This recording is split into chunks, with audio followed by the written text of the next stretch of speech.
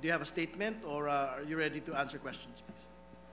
Mr. Chair, to the members of the TRICOM, magandang umaga po. I did not prepare any statement, but however I can help and whatever I can answer to the best of my knowledge, I'm here at your disposal, sir.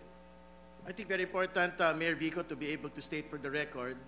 Of course, the Discayas have been operating in Pasig City for the longest time. No? Do you have information as to how they had operated in the city as city contractors? And second, whether you had been able to monitor their rise as top contractors as far back as the Aquino administration to date? Mr. Chair, pumasok po ako sa politika 2016 na po. I ran for councilor in 2016 and for mayor in 2019. Pagpasok ko sa politika, medyo kilala na po sila, mga Diskaya, lalo na yung construction firm nila na St. Gerard Construction. Na ito na nga po yung ginamit rin nila na para bang political party na rin, lalo na noong 2025 na halalan, itong nakaraang halalan.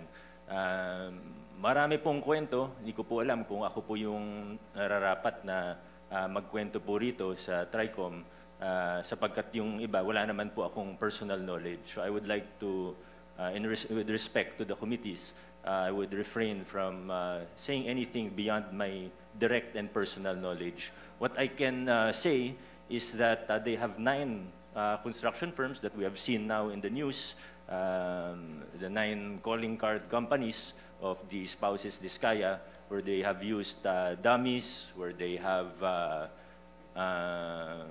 become huge contractors, and all of these 9 companies are based in Pasig.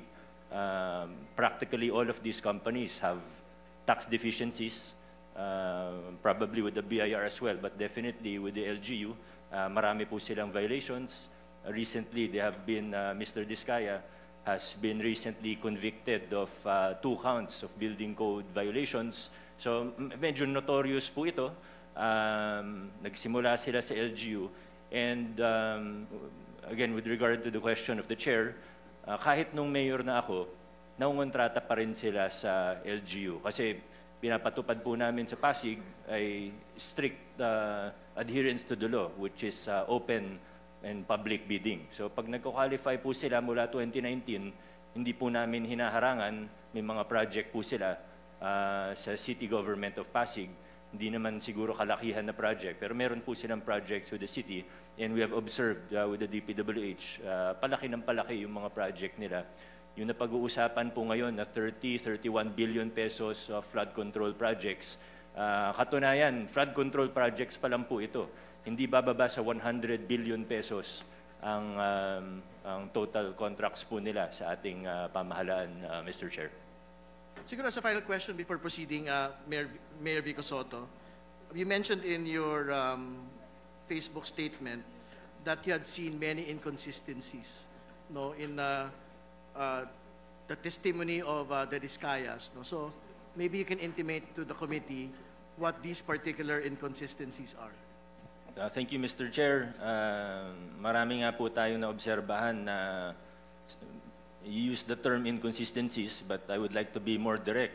Kasinungalingan po talaga. At lantarang kasinungalingan naman po yung mga sinasabi nito. Hindi naman po bago sa kanila ang pagsisinungaling. Naobserbahan na po natin ito on the record and in public very many times. Sabi nga, dito sa kaso na ito, ang sinungaling ay asawa ng magnanakaw. Kaya ito po talaga yung nakikita natin. Ano? Isang very glaring na kasinungalingan ay yung kahapon po sa statement, sa sworn statement po nila, ay na 2 to 3% lang daw ang kinikita nila sa bawat kontrata. Kahit naman po hindi ka eksperto sa larangan ng construction o engineering, obvious naman po na kasinungalingan ito. Meron pa po, sabi po nila, when Senator Tulfo was questioning them, sabi niya po, minsan daw po, lugi pa daw siya. Ang bait naman po ng mga ito, kung tumatanggap sila ng kontrata sa gobyerno, nagbibid sila para malugi. No sane business person would do that. Of course, I think everyone in this room would agree. Sinasabi nila 2 to 3% yung normal, 5% daw pag sinuwerte. Pag kinumpute po natin, alam ko medyo, Mr. Chair, with all due respect,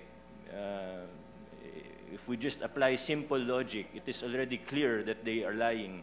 Although alam ko medyo iba kasi yung logic na ginagamit nila sa universe po nila. Pero pag tiningnan po natin logically, 2 to 3% of even 100 billion, edi 2 to 3 billion pesos lang po ito.